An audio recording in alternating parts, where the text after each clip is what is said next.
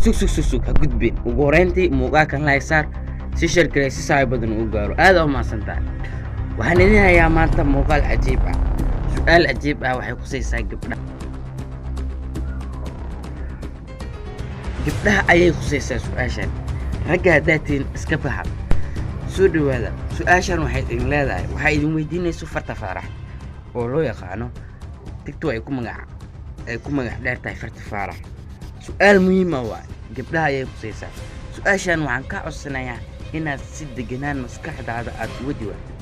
هذا ما سنتا عدكي بوي اوفيشال ايا يلا سلطان دنك بيجت كلنا واي يلا سلطان لايك سارة تشير كريس سايبدن وغارو إلا داو